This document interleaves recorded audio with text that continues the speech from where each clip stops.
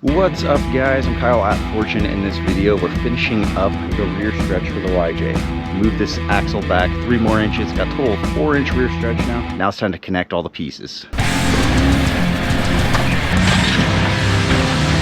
Oh!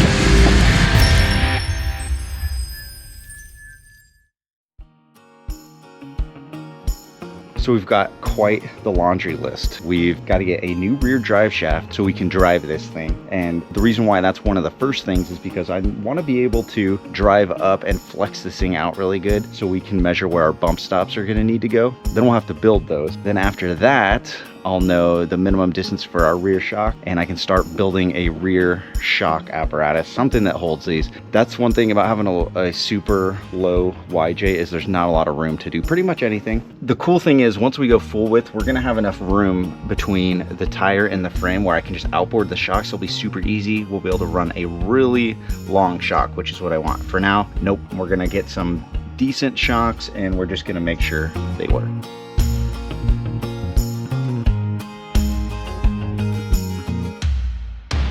Finally got the skid put in place in the stock setup without any spacer in there. So here's the spacer that was in there before, and yeah, I was bright. It's about 3 inches of drop, and a lot of people that aren't Jeep folks will get that transfer case drop and go, what the heck, why would they do that? Well, it's hard to tell from this angle, but if you look at the output from the transfer case and the pinion yoke there's much more of an angle now. Before, it was almost pointing right at the axle pinion. So, you know, no vibrations, pretty strong for the U-joints, continuous spinning like that. It was great. Driving this thing on the road as far as this rear axle goes has been great. But yeah, we're gonna have a little bit more of an angle now, and it's not a lot, but part of the problem is you have to match the pinion angle with the output. And you basically want that pinion to be just a tad below where your CV is going. So that way when it's under some torque and it goes up a little bit, it'll be in perfect alignment. So we might have to run some shims later. I will be switching to that longer shackle, which is gonna drop the rear an inch. And that might be just enough to get that pinion to point up in the front just a little bit. We'll see. We've got to go get the drive shaft still. And I don't know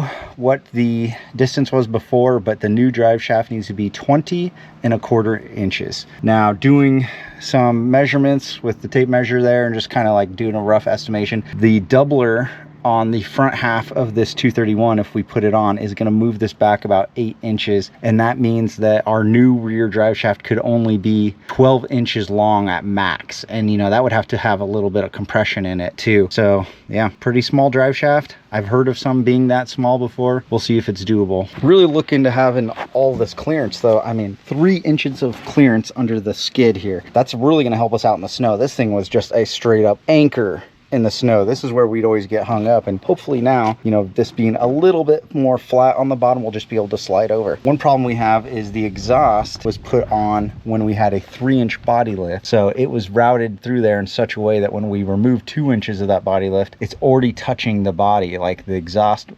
muffler and the tube in the back are both touching the body. Now they're really pressed up against the body, so we're gonna have to get a new muffler and that pipe routed. Another problem is right there, you can see this has all been crushed in. That's gonna have to get replaced too.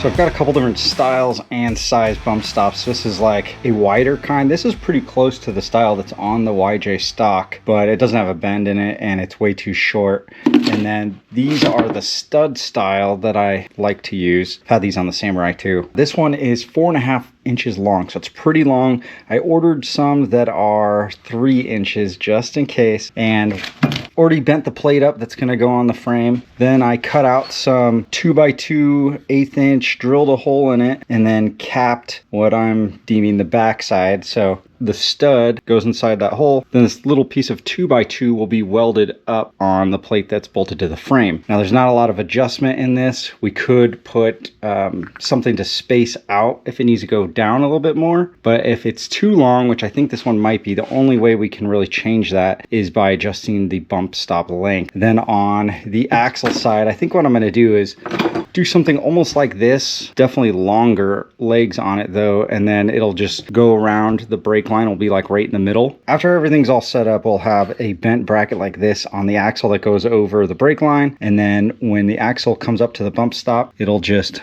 rest on it like that. That's the goal. We're gonna have to tack everything on there and then we'll give it a shot.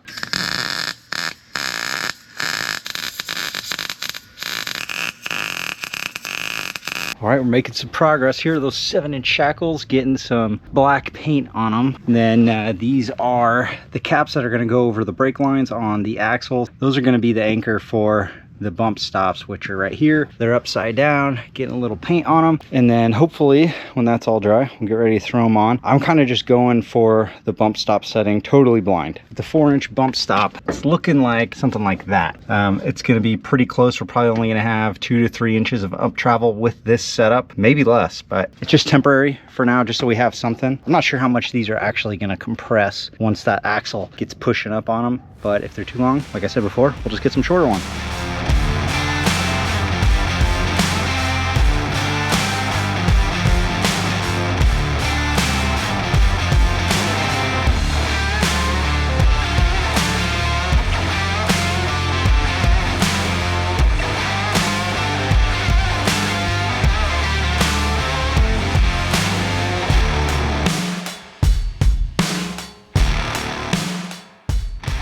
Got the 7-inch shackles put on there, and it is quite a difference. I didn't think it was going to be that noticeable, because when you put a shackle that's longer on there, it's usually only nets half of the length increase. So that's a 1-inch increase in shackle. So it should be only a 1/2 inch of lift, and since it's at an angle, should be a little bit less, but it looks like a lot. These springs are fresh, so after those get broken in, it should go down a little bit. Yeah, now we've got some additional height. So when we put a tire carrier back on eventually, and when we have this thing loaded up with all of our gear for the trail and camping, it'll settle and we won't lose all that ground clearance and suspension trouble. There is the new bump stop setup, very simple. This is all 3/16, and then this cube that's boxed in on 5 of the 6 sides, that is all 1/8 inch, and you can see the bump stop aligns with the center of the top of the axle. When this axle moves up to compress, it's also going to move aft a little bit when that shackle flips out. So we have our little pads that we're going to weld on here around the axle tube, but I don't want to do that until I actually flex this out yet. I've got my drive shaft to go pick up. When I pick up that new drive shaft, hopefully everything just works out great, and then we can hook up the drive shaft, flex it out, and that's how we're really going to measure where these bump stops need to go, and then we can figure out how to set up our shocks. That's the biggest mystery right now, is where we're going to put our shocks. So one of the reasons I haven't finished cleaning up this frame is because I made a pretty bonehead mistake while I was cutting everything off. I had nicked this fuel line right here, and you know, it was like a pinprick. So I was like, you know what, maybe I'll try some JB weld on it. Nah, it's not the way to go. So I ordered some new tubing for it, new hard lines, and my thought process on replacing anything is don't replace it, upgrade it. So I got some better lines. They're stainless. I guess the other ones weren't. It's in. Now I'm charging it because I got a dead battery. Hopefully this drive shaft will line up and work great. Then we can start to flex this thing out. All right, got the drive shaft back. These guys in Sacramento Driveline, I've used them once before, and now both times they've been super helpful. The turnaround time is really quick. I turned it in right when they opened up, and then morning of the next day, they were like, yeah, it's ready for pickup. So I got it lengthened 3 inches, and then all new U-joints, and then they threw paint on it every time like they always do. My front drive shaft's from these guys too, and it's been working great. Got some new grade 8 hardware, and it's time to plug it in.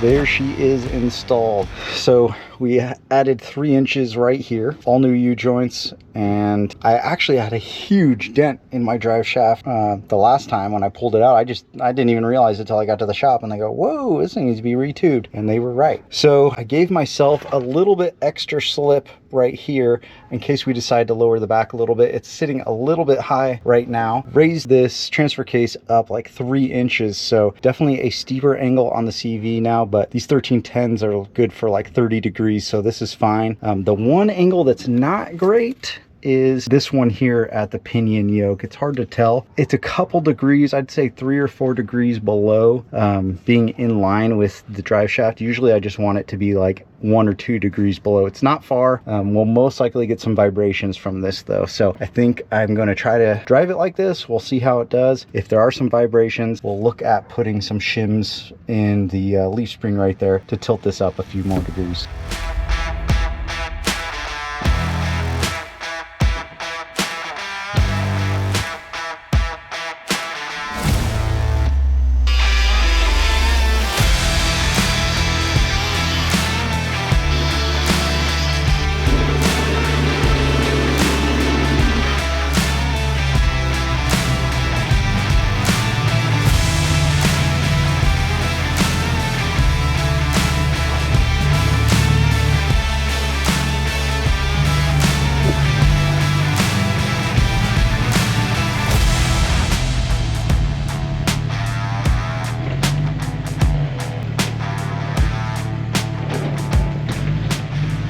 Right, so keep in mind we're gonna have a sheet of aluminum that overlays this. I could have gone a little bit more inside with this, but it's really hard to tell where that tire is gonna go up, and that's fine. We're gonna cover it up. The way you really got to flex these things out is get the opposite end tire up too. So it's not that high, it's probably like 10 inches off the ground over there. But you can see over here our bump stop is right above that brake line. That's actually where our pad is gonna go, right above there. So I'm probably gonna come down just a tiny bit, mark it out, and that's where we've got to weld on our pad. But this is probably a little bit too far for compression, because you can see the axle's actually starting to touch my exhaust up there, so we got to watch out there. But our brake line on the opposite side is fine. Nothing else really seems to be a problem. Our pinion angle is fine. Let's see, this one bump stop buried in that front axle. Plenty of droop over here with the new springs. The Shackles really allowing the suspension to unload. So our redneck RTI ramp. Got our bump stop pads burnt in on both sides, all done there. Got our fenders cut out, pretty wide cut, and I ordered, it's kind of like a rubber trim that just pinches around this. And then whenever we get our new fenders from Genrite, we'll lay them over the top of this, and we'll try to keep this opening as small as we can, just because I think it's going to look better that way. Now, one more time, I'm going to flex this thing out, make sure that nothing's hitting some brake lines or some gas lines or anything like that, and then pretty much it. So after cutting the fenders, I noticed this gas filler hose has a big chunk out of it. No idea how that happened. We definitely didn't get close enough to nick it. I don't know if it was just like some sparks hit it and melted it, whatever, but now we'll look at needing a new one of those.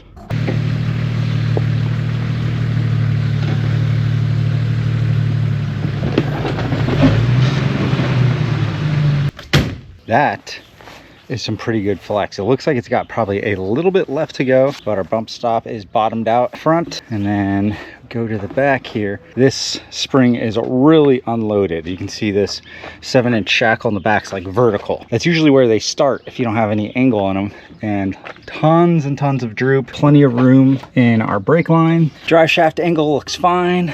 Let's go to the critical side. Shackle isn't touching anything, is bending up the exhaust a little bit, and we've got, I don't know, about a 1/2 inch between the body and the tire. And then you can see the bump stop up on the pad right there. Perfect, keeping that axle from going up any further. It is touching the exhaust a little bit, but I'll have to tackle that later.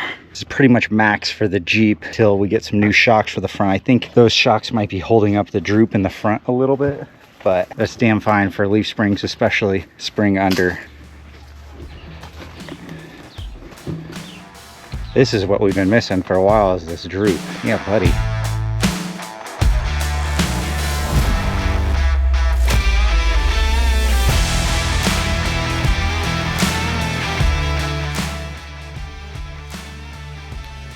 All right, there's the last step for this video. We got this little rubber weather stripping thrown on all of that raw metal that was on that cut. What does that do? Well, really, it protects those sharp edges from getting in the tire, although when the tire does catch it, it just rips it off, but it's better than the steel just going straight into the tire. And it also looks a little bit nicer. I think this time I might actually glue that on for now, because previously like a tree will get it and it'll just be like hanging on the ground. Not the end of the world, but it might be nice to have something a little bit tougher. All right, so we've got our holes from the original flare, and then we've got these holes which are from the Genrite. Forget what they're called.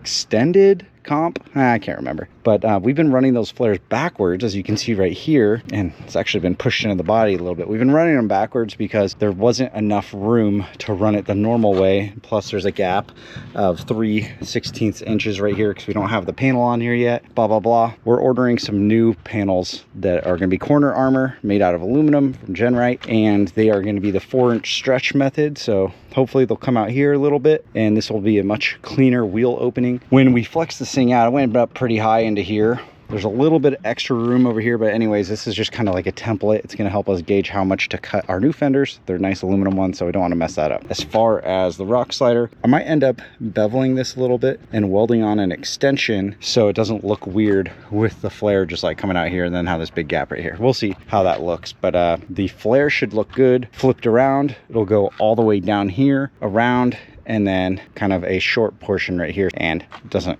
mess up anything back here. I just today saw a picture where a guy at the YJ had redone all of his fuel hoses and everything, and he kind of just had the support out here cut out. I still need to put a piece of rubber on mine, but he had this all cut out, and then it was like this hose just came up here and had like the gas filler was just right here, so he didn't have to run it out the back, which is nice. I don't know what I'm gonna do yet. It'd be nice to not have to cut this huge hole in the Genrite ones, but if I do end up doing that, I'm going to try to move it this way, maybe about a ½ inch. That way it's closer, so this hose is going to reach all the way, and we're not going to have to worry about the tire rubbing up on it when it flexes. That's it for this video, guys. Making progress on the Jeep. Did a little test drive.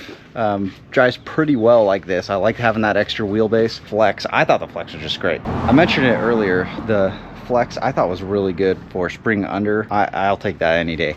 Now we just have to do shocks. We've got the shock mounts already. We need to work out some kind of shock mount to go under the tub above the axle so we can inboard the shocks. Then we'll collapse it all the way. Then we'll flex out the suspension pretty good and figure out what the minimum size for a shock is to put in there and get the longest one out of that. After that, we've got to get our aluminum Genrite corner, paint those black, throw them on. I think this phase of the Jeep is done. This is going to be pretty good. After that, we're just going to be doing little things until we do our 1-ton swap, and then hopefully get like a tire carrier on the back again. I don't know. We'll see what the world throws at us. Gonna keep making this thing better. Guys, thanks for checking out this video. If you haven't seen any of the other ones, check out our YJ build playlist. Ton of videos. I pretty much recorded everything I've done to this thing since we've got it. So maybe it'll give you some ideas, or at the very least some entertainment. All right, guys, see you in the next one.